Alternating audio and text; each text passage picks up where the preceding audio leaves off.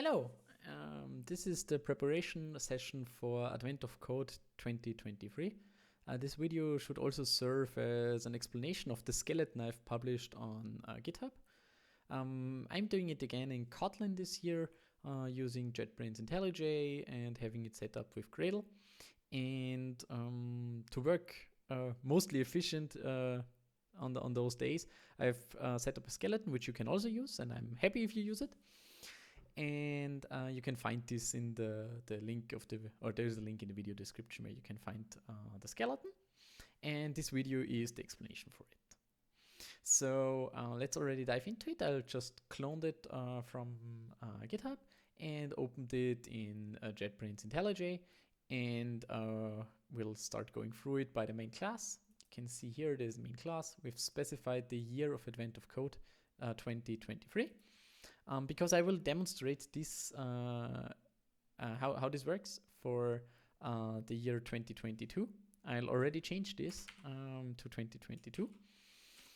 And below you can see the puzzle. This is something, this line here, you will need to change twice a day, because this publicly constructs globally sets the solver we want to use. And the solver is obviously the code we have to write to make progress in Advent of Code. If you've been already participating, you know that Advent of Code has one puzzle per day with two parts basically, and usually the second part bases on the first part, and you get provided an example, and you get provided a distinct input that's only you get.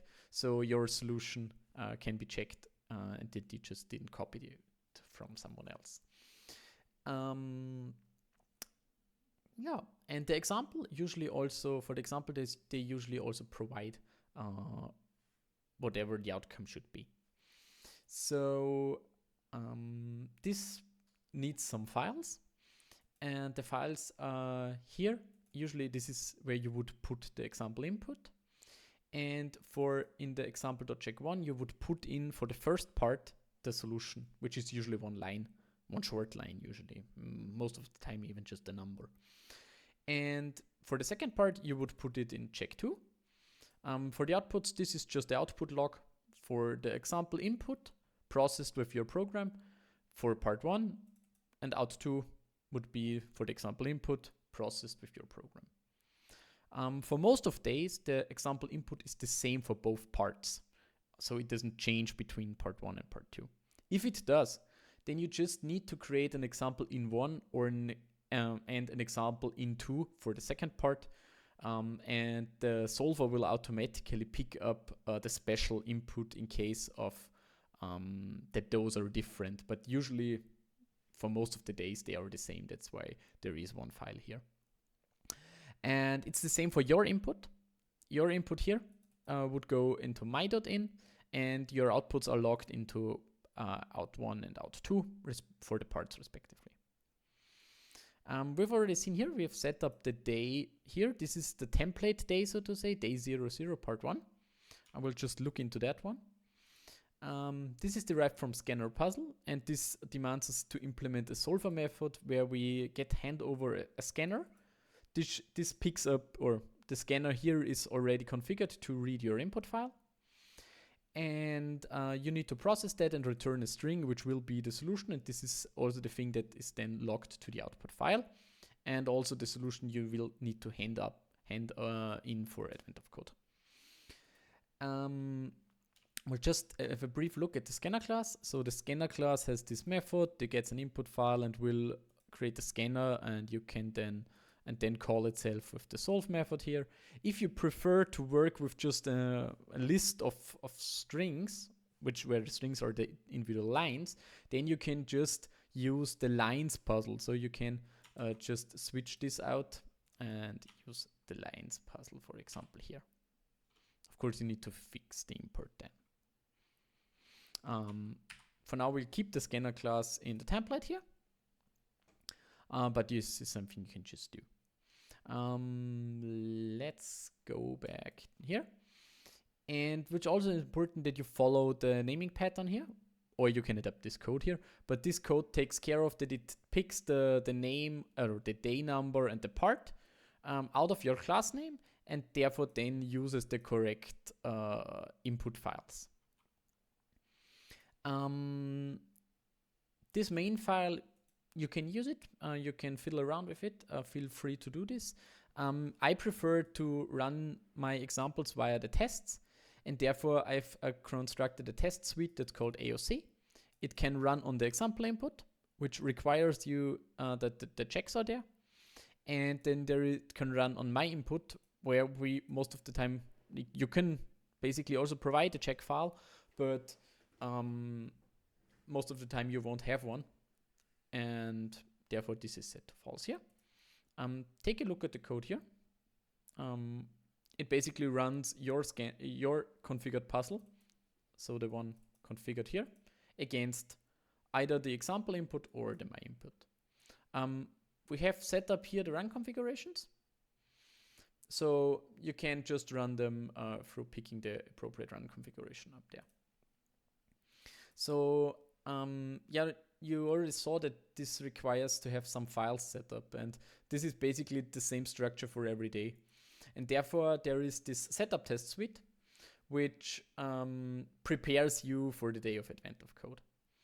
And to demonstrate how all this works out, we will do the day one of advent of code 2022.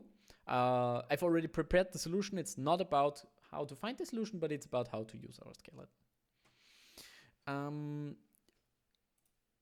Usually you'll see here there is the link to your puzzle, and the link to your puzzle is constant, or it's deterministic. It's just always the, well, pretty easy computable URL.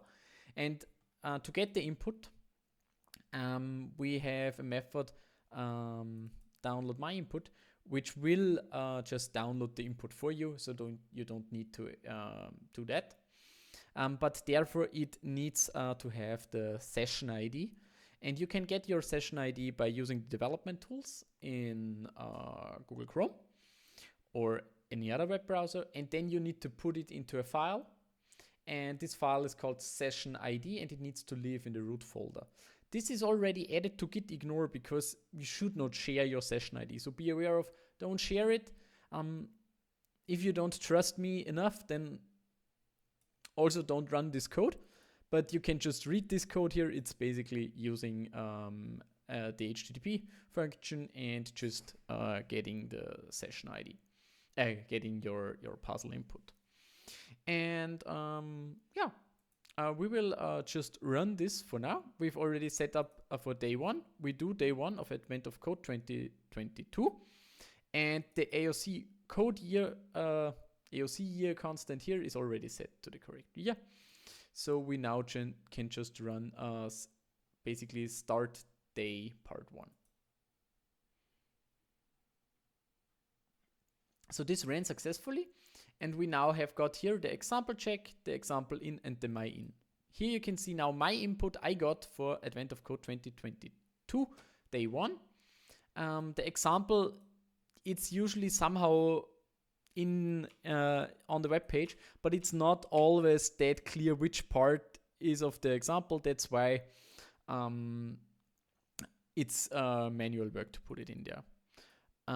But what we can see here is that for the example, in case the elves, this is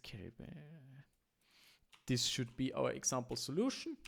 So we copied that into the check one here. And we have also created our solver here. But as this is last year, and last year I used the lines, I didn't use the scanner, so I just got a list of string here. And then I would just copy over my solution from last year.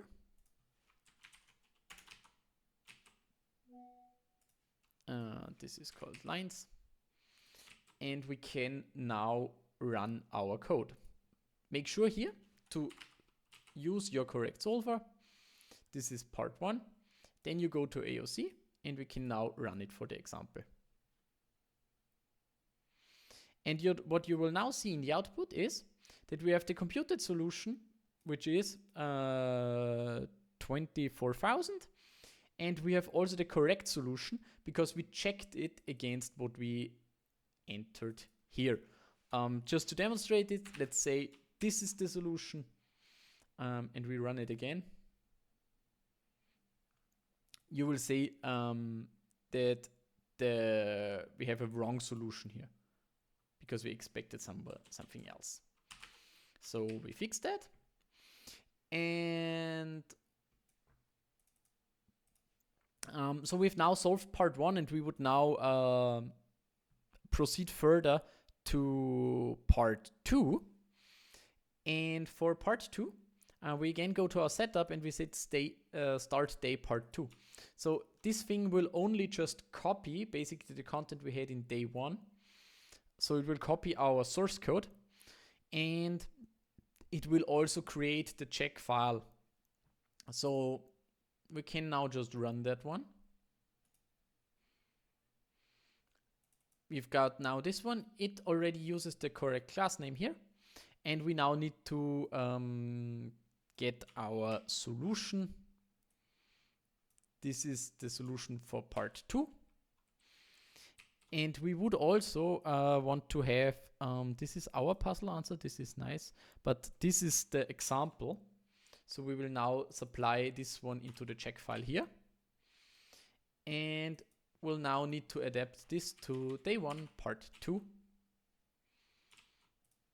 And if we now go to AOC and we run this for the example, now let's run it for the example again.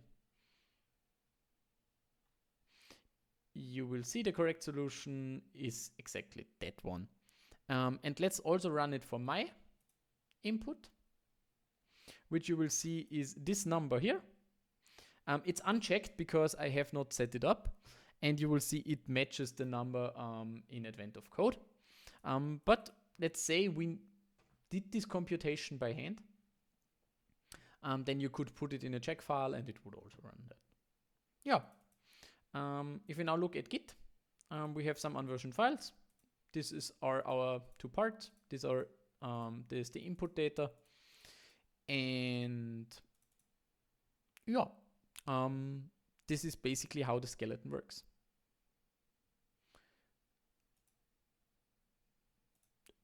Thanks for joining this session, and I'll put this video obviously also in the repository or in the Markdown. We'll link it from the Markdown README file. Yeah, thanks for joining. Have a nice day.